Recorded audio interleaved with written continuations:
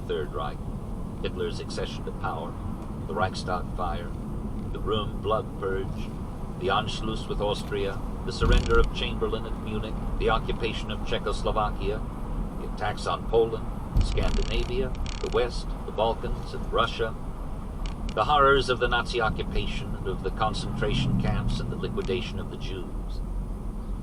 But the fateful decisions secretly made, the intrigues, the treachery, the motives, and the aberrations which led up to them, the parts played by the principal actors behind the scenes, the extent of the terror they exercised, and their technique of organizing it, all this and much more remained largely hidden from us until the secret German papers turned up. Some may think that it is much too early to try to write a history of the Third Reich, that such a task should be left to a later generation of writers to whom time has given perspective. I found this view especially prevalent in France when I went to do some research there. Nothing more recent than the Napoleonic era, I was told, should be tackled by writers of history. There is much merit in this view. Most historians have waited 50 years or 100 or more before attempting to write an account of a country, an empire, an era. But was this not principally because it took that long for the pertinent documents to come to light and furnish them with the authentic material they needed? And though perspective was gained, was not something lost because the authors necessarily lacked a personal acquaintance with the life and the atmosphere of the times, and with the historical figures about which they wrote? In the case of the Third Reich, and it is a unique case, almost all of the documentary material became available at its fall, and it has been enriched by the testimony of all the surviving leaders, military and civilian, in some instances before their death by execution. With such incomparable sources so soon available, with the memory of life in Nazi Germany and of the appearance and behavior and nature of the men who ruled it, Adolf Hitler above all, still fresh in my mind and bones, I decided at any rate to make an attempt to set down the history of the rise and fall of the Third Reich. I lived through the whole war, Thucydides remarks in his History of the Peloponnesian War, one of the greatest works of history ever written. Being of an age to comprehend events, and giving my attention to them in order to know the exact truth about them. I found it extremely difficult and not always possible to learn the exact truth about Hitler's Germany. The avalanche of documentary material helped one further along the road to truth than would have seemed possible 20 years ago. But its very vastness could often be confusing. And in all human records and testimony, there are bound to be baffling contradictions. No doubt my own prejudices, which inevitably spring from my experience and makeup, creep through the pages of this book from time to time. I detest totalitarian dictatorships in principle and came to loathe this one the more I lived through it and watched its ugly assault upon the human spirit. Nevertheless, in this book I have tried to be severely objective, letting the facts speak for themselves and noting the source for each. No incidents, scenes, or quotations stem from the imagination. All are based on documents, the testimony of eyewitnesses, or my own personal observation. In the half-dozen or so occasions in which there is some speculation, where the facts are missing, this is plainly labeled as such. My interpretations, I have no doubt, will be disputed by many. That is inevitable, since no man's opinions are infallible. Those that I have ventured here in order to add clarity and depth to this narrative are merely the best I could come by from the evidence and from what knowledge and experience I have had. Adolf Hitler is probably the last of the great adventurer-conquerors in the tradition of Alexander, Caesar, and Napoleon. And the Third Reich the last of the empires which set out on the path taken earlier by France, Rome, and Macedonia. The curtain was rung down on that phase of history, at least, by the sudden invention of the hydrogen bomb, of the ballistic missile, and of rockets that can be aimed to hit the moon. In our new age of terrifying, lethal gadgets, which supplanted so swiftly the old one, the first great aggressive war, if it should come, will be launched by suicidal little madmen pressing an electronic button. Such a war will not last long, and none will ever follow it. There will be no conquerors and no conquests, but only the charred bones of the dead on an uninhabited planet. Book 1. The Rise of Adolf Hitler. Chapter 1. Birth of the Third Reich. On the very eve of the birth of the Third Reich, a feverish tension gripped Berlin. The Weimar Republic, it seemed obvious to almost everyone, was about to expire. For more than a year it had been fast crumbling. General Kurt von Schleicher, who, like his immediate predecessor, Franz von Papen, cared little for the Republic and less for its democracy, and who, also like him, had ruled as Chancellor by presidential decree without recourse to Parliament, had come to the end of his rope after 57 days in office. On Saturday, January 28, 1933, he had been abruptly dismissed by the aging President of the Republic, Field Marshal von Hindenburg. Adolf Hitler, leader of the National Socialists, the largest political party in Germany, was demanding for himself the chancellorship of the Democratic Republic he had sworn to destroy. The wildest rumors of what might happen were rife in the capital that fateful winter weekend. The most alarming of them, as it happened, were not without some foundation. There were reports that Schleicher, in collusion with General Kurt von Hammerstein, the commander-in-chief of the army, was preparing a putsch with the support of the Potsdam garrison for the purpose of arresting the president and establishing a military dictatorship. There was talk of a Nazi putsch. The Berlin stormtroopers, aided by Nazi sympathizers in the police, were to seize the Wilhelmstrasse, where the president's palace and most of the government ministries were located. There was talk also of a general strike. On Sunday, January 29th, 100,000 workers crowded into the Lustgarten in the center of Berlin to demonstrate their opposition to making Hitler chancellor.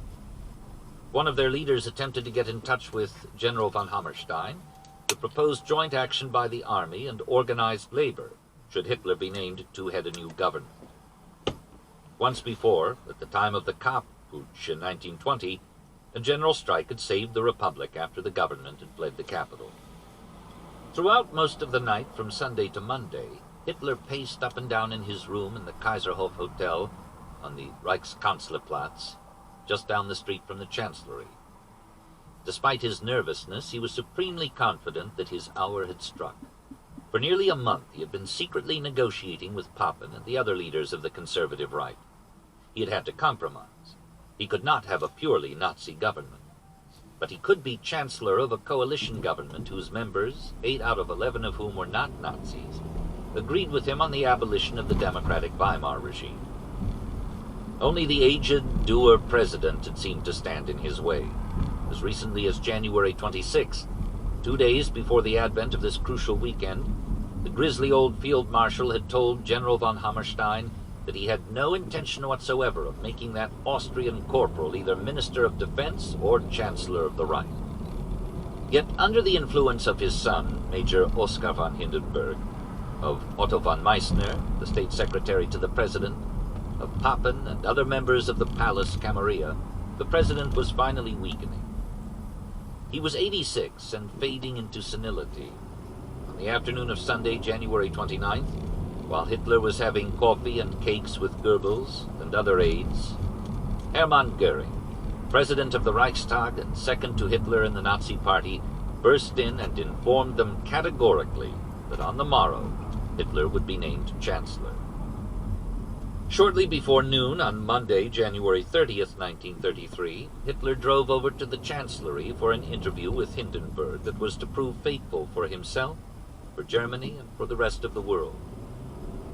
From a window in the Kaiserhof, Goebbels' room and other Nazi chiefs kept an anxious watch on the door of the Chancellery, where the Führer would shortly be coming out. We would see from his face whether he had succeeded or not, Goebbels noted. For even then they were not quite sure. Our hearts are torn back and forth between doubt, hope, joy, and discouragement, Goebbels jotted down in his diary. We have been disappointed too often for us to believe wholeheartedly in the great miracle. A few moments later, they witnessed the miracle. The man with the Charlie Chaplin mustache, who had been a down-and-out tramp in Vienna in his youth, an unknown soldier of World War I, a derelict in Munich in the first grim post-war days, the somewhat comical leader of the beer hall putsch, this spellbinder who was not even German but Austrian, and who was only 43 years old, had just been administered the oath as Chancellor of the German Reich. He drove the 100 yards to the Kaiserhof and was soon with his old cronies, Goebbels, Goering, Röhm, and the other brown shirts who had helped him along the rocky, brawling path to power. He says nothing, and all of us say nothing, Goebbels recorded, but his eyes are full of tears. That evening, from dusk until far past midnight, the delirious Nazi stormtroopers marched in a massive torchlight parade to celebrate the victory.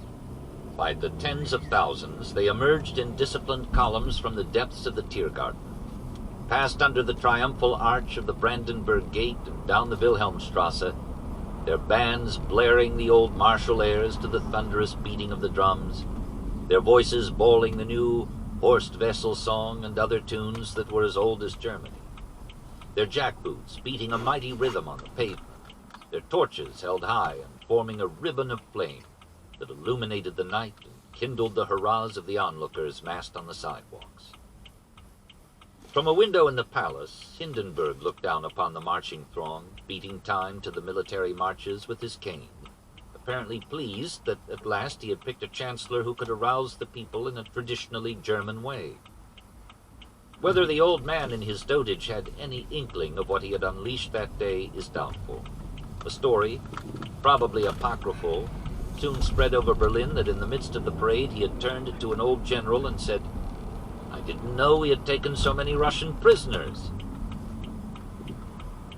A stone's throw down the Wilhelmstrasse, Adolf Hitler stood at an open window of the chancellery, beside himself with excitement and joy, dancing up and down, jerking his arm up continually in the Nazi salute, smiling and laughing until his eyes were again full of tears.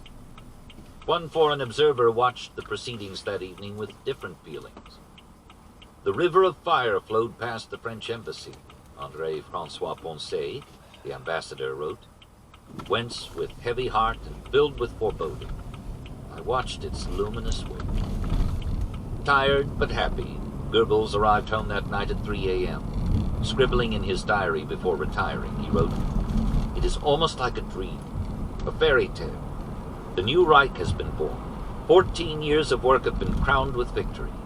The German Revolution has begun." The Third Reich, which was born on January 30th, 1933, Hitler boasted, would endure for 1,000 years, and in Nazi parlance it was often referred to as the 1,000-Year Reich. It lasted 12 years and 4 months, but in that flicker of time, as history goes, it caused an eruption on this earth more violent and shattering than any previously experienced, raising the German people to heights of power they had not known in more than a millennium, making them at one time the masters of Europe from the Atlantic to the Volga, from the North Cape to the Mediterranean, and then plunging them to the depths of destruction and desolation at the end of a world war which their nation had cold-bloodedly provoked, during which it instituted a reign of terror over the conquered peoples which, in its calculated butchery of human life and the human spirit, outdid all the savage oppressions of the previous ages. The man who founded the Third Reich, who ruled it ruthlessly and often with uncommon shrewdness, who led it to such dizzy heights and to such a sorry end, was a person of undoubted, if evil, genius. It is true that he found in the German people, as a mysterious providence and centuries of experience had molded them up to that time, a natural instrument which he was able to shape to his own sinister ends.